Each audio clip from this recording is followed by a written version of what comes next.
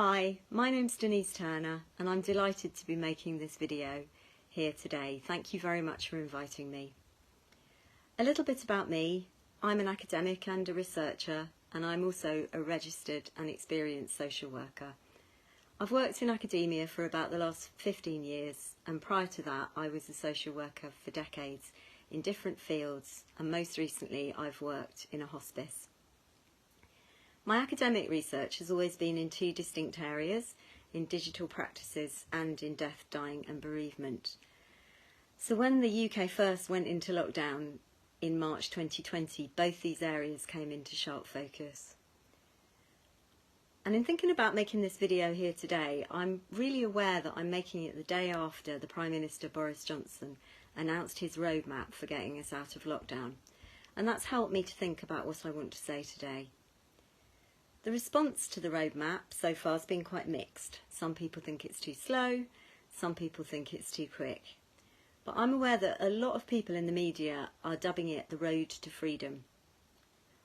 So with my background in bereavement research, one thing struck me really forcibly about Boris Johnson's speech. He said that we should be prepared for people to die.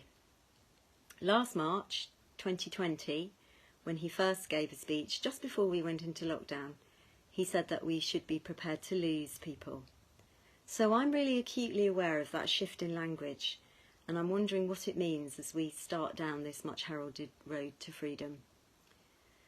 And as I think about it, I think that I'm concerned about this expecting people to die, and I'm wondering who those people are, and whether some people are more dispensable than other people, and whether people that belong to professions such as health and social care and teaching are amongst those more dispensable groups. Because despite all the emphasis on children's mental health, teachers are now being returned to the classroom with no protection. They weren't prioritised for the vaccine. And we know statistics have shown us again and again in the last year that the proportion of deaths in the health and social care workforce is vastly ahead of other professions. We also know that people with lower incomes and people that belong to black and minority ethnic populations are far more likely to die from COVID than people in other populations. So I think I'm a bit worried when the PM talks about deaths being inevitable, whose deaths these will be, because anyone's death is the death of a person with a family, people who care about them. We can't just be prepared for people to die. And if we are, then I think the road to freedom will be a very rocky one. And having worked in the field of death and dying for over a decade, I'm also really concerned about this rhetoric of freedom and returning to normal.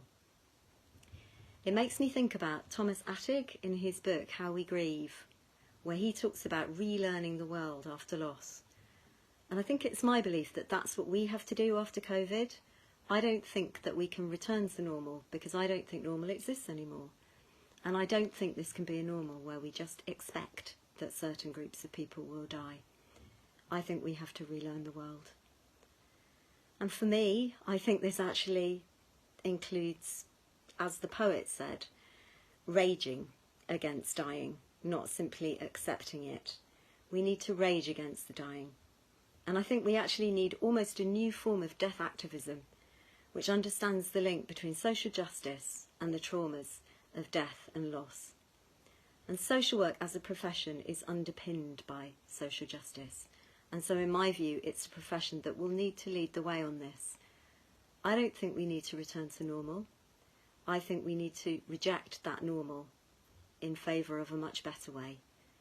And we need social work and people in those professions to help us, as Attic said, relearn the world.